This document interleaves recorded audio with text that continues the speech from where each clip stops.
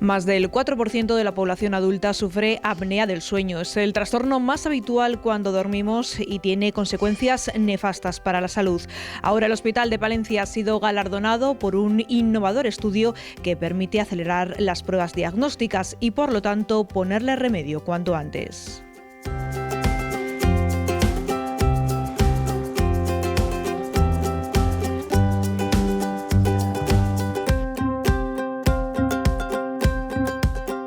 Inés Salazar, médico residente del Servicio de Neumología del Complejo Asistencial Universitario de Palencia, ha sido galardonada en el último Congreso de Patología Respiratoria.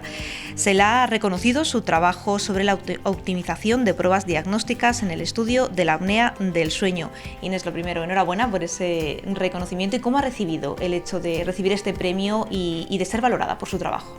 Pues muchas gracias por la enhorabuena y la verdad que ha sido un orgullo poder recibir este premio pues para nuestra sociedad de Castilla y León que nos potencia mucho en la investigación a los residentes, y lo primero, estoy súper agradecida pues al equipo de neumología, a todos los médicos y sobre todo a los de la unidad del sueño que han sido los que me han impulsado pues a meter ese deseo de querer investigar y poder mejorar con ello pues la calidad de los tratamientos y del diagnóstico de los pacientes. Y al final también un poco la calidad de vida, ¿no?, de los pacientes. Inés, por empezar un poco por el principio, para la gente que nos está viendo, ¿qué es la apnea del sueño? Pues la apnea del sueño es una enfermedad respiratoria que lo que se produce es que durante el sueño, que de normal respiramos pues de forma normal, entra el aire en los pulmones y ahí el oxígeno llega hasta la sangre y se distribuye por todo el cuerpo. Pues en la apnea del sueño hay una obstrucción en la laringe, en lo que podríamos llamar en la garganta, que hace que en algún momento dejemos de respirar. Entonces, como dejamos de respirar, no entra aire, y como no entra aire, el oxígeno no llega a la sangre y a todas las células del cuerpo. Entonces el cerebro se da cuenta de que está pasando esto y produce un microdespertar en el que no somos conscientes de que nos despertamos, pero el cerebro no descansa del todo. Entonces es normal en cualquiera de nosotros tener hasta incluso 5 despertares a la hora, pero cuando ya son más de 15, ya eso quiere decir que es algo pues que hay que analizarlo y que probablemente se necesite tratamiento, porque hace que, lo primero, el cerebro no descanse, y lo segundo, que como el oxígeno no llega a las células del cuerpo, pues se puedan producir otras patologías asociadas. ¿Cómo cuáles, por ejemplo, Inés? Pues por ejemplo la hipertensión pulmonar está muy asociada, o que el corazón no vaya bien, tanto con arritmias o riesgo de infarto, y luego también se ha visto que está relacionado pues con la obesidad. La obesidad produce apnea del sueño y la apnea del sueño hace que se perpetúe la obesidad, que es una enfermedad muy prevalente hoy en día, y también se está estudiando que también puede tener relación con algunos cánceres, porque al final, tener menos oxígeno, las células del cuerpo necesitan dividirse más rápido, por así decirlo, y puede hacer también que algo que se está desarrollando pues que dé la cara antes, por así decirlo. ¿Cómo se puede dar cuenta un paciente de que algo no va bien cuando intenta dormir? Lo primero de todo que nos suelen decir la gente es que ronca, pero no todos los que roncan tienen apnea del sueño. Entonces lo que nos hace sospecharlo suele ser esos ronquidos, pero luego el cansancio a lo largo del día, que ahí hay que analizar bien si el cansancio se debe a que no se duerme bien, que pueda ser por una apnea del sueño, o que se pueda deber a mala higiene del sueño, a pues el ritmo de vida que llevamos, que nos acostamos muy tarde, nos levantamos pronto, o al final las pantallas también por la noche. Nosotros siempre solemos dar unas recomendaciones para tener una buena higiene del sueño, para poder descartar si eso puede ser simplemente la causa de ese cansancio o puede ser ya una apnea del sueño. Y luego también muchas veces tienen momentos en los que dejan de respirar, y si duermen con otra persona se da cuenta que de repente está respirando, incluso alguna vez roncando, y de repente deja de respirar un rato y luego hace un ronquido profundo y vuelve a respirar. Entonces eso también nos da un indicio de que pues a lo mejor hay que estudiarlo y ver si hay algo más ahí detrás. Una vez que se ha diagnosticado ya una apnea del sueño, ¿cómo se trabaja con el paciente o qué tratamientos hay ahora mismo? Entonces, lo primero hay que ver qué tipo de apnea del sueño es, porque hay alguna que puede ser posicional. Entonces, según la posición en la que duerma el paciente, se obstruye la laringe y hace pues esos ronquidos y esos momentos que deja de respirar, y en otra posición puede que no.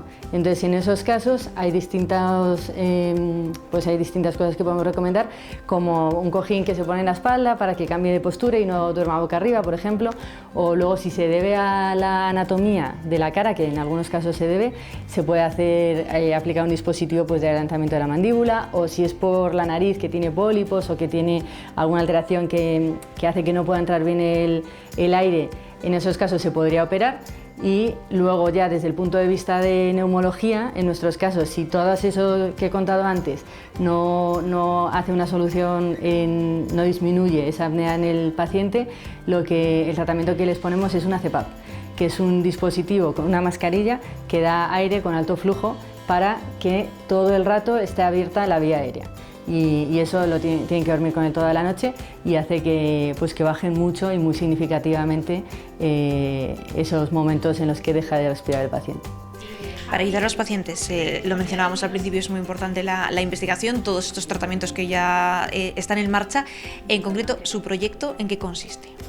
Entonces, mi proyecto se centra en el diagnóstico, porque como hemos dicho, del tratamiento ya se ha investigado mucho y se están poniendo en marcha y tenemos buenos resultados, y ahora lo que hay que optimizar, por así decirlo, es el diagnóstico. En primer lugar, para poder diagnosticar a la gente que tiene realmente, y en segundo lugar, para diagnosticarlo lo antes posible para poder empezar el tratamiento.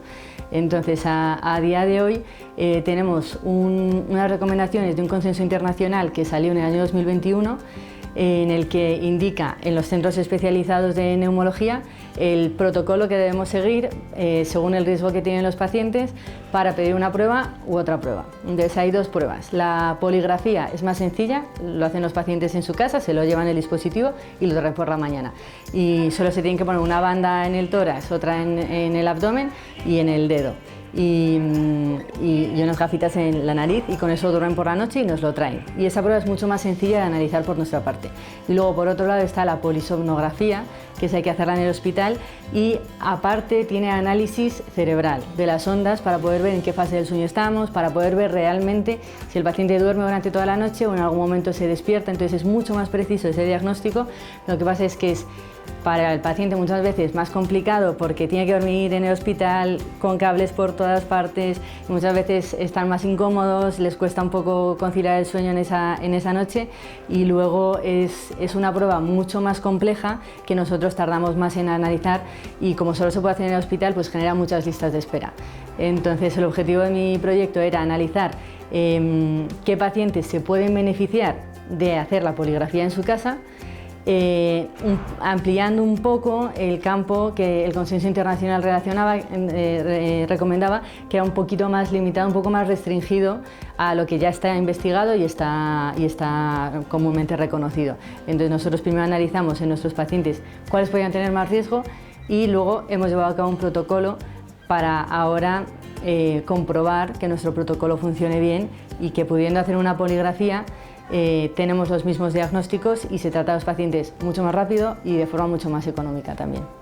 Al final, Inés, no sé si se puede hablar de una especie de cribado, ¿no?, a la hora de realizar las pruebas, para que sea pues todo más ágil, para que el paciente tenga cuanto antes su diagnóstico y se pueda poner remedio lo más rápido posible. Sí, así es, porque hay ocasiones en las que la poligrafía nos da negativa y hacemos una polisomnografía para comprobarlo.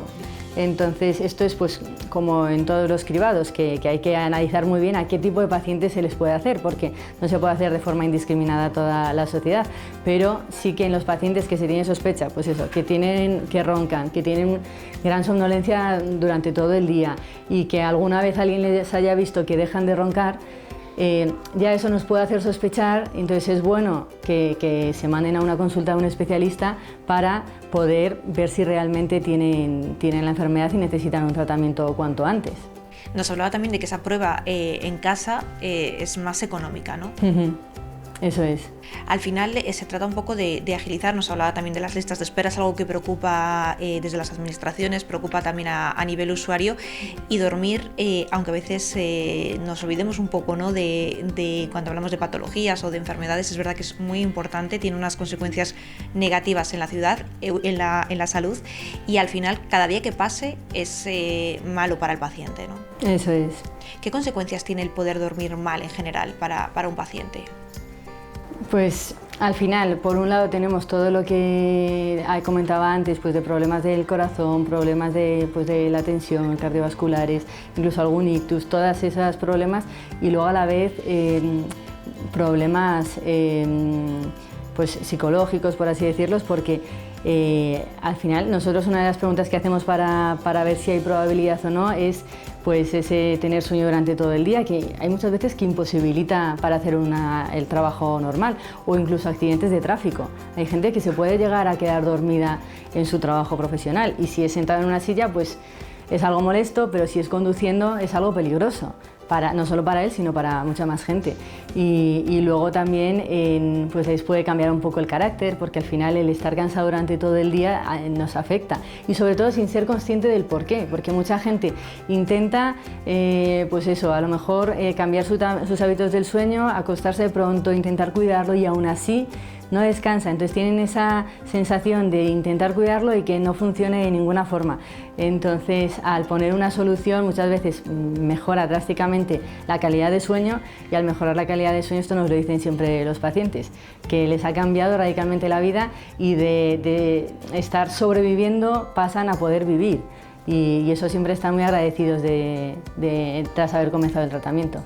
¿La apnea del sueño se puede detectar a cualquier edad? ¿Hay alguna franja que sea, pues, o tenga más probabilidades, o puede surgir en cualquier momento? Puede surgir en cualquier momento porque hay distintas causas. Entonces, en niños, por ejemplo, puede haber, que suele estar más relacionada pues con problemas de otorrino, de la nariz, de pólipos que tengan, o de las amígdalas que las tengan más grandes, o ya por algún problema neurológico, por así decirlo. Entonces, en niños puede haber, pero son casos muy limitados, y luego en adultos suele ser ya más en edad avanzada. Luego hay un perfil que tiene más riesgo, pues la obesidad al final hace que tenga más riesgo, porque el cuello suele ser más ancho, la grasa acumulada también hace que la vía aérea se estreche, o luego pacientes fumadores también hace que la vía aérea se inflame y se estreche. Entonces hay muchas patologías que se suelen dar ya llegando pues más hacia la década de los 40, 50, que ayudan a que se favorezca esto. Imagino que también desde el CAUPA, ¿no?, desde el hospital, se intenta hacer un llamamiento, que la gente acuda, que dé la importancia necesaria al sueño, que a veces pensamos que o nos acostumbramos y nos mal acostumbramos a dormir mal. Si nos duele un pie venimos, si nos duele la cabeza también, entonces que se acuda al hospital, porque hay especialistas y puede tener remedio, ¿verdad? Eso es. Estamos en proceso de poner una nueva vía de diagnóstico, que el año pasado mi compañero, el doctor Sánchez, ganó también un proyecto con esta propuesta, que es que a través de los centros de atención primaria puedan pedir una primera prueba mucho más sencilla y mucho más simple, en la que puedan hacer un primer diagnóstico. Pues en pacientes que tienen un riesgo muy alto se hace esa prueba, y si da positivo sabemos que ya tiene apnea del sueño. Si da negativo ya van a nuestra consulta y siguen nuestro circuito. Pero así vamos a intentar acercar un poco la apnea del sueño a la atención primaria, y que se diagnostique cuanto antes y se pueda empezar a poner tratamiento. Pero hasta que esto tenga resultados y se lleve a cabo en todos los centros de salud de Palencia, que esperemos que así sea, porque por ahora los resultados que tenemos son muy buenos, pues lo importante es eso, que la gente que lo sospeche, que tenga dudas, pues que acuda a su médico para preguntar, y en el caso necesario que lo deriven al hospital. Pues con ese llamamiento y con nuestra enhorabuena, Inés, muchísimas gracias por habernos atendido. Pues muchas gracias.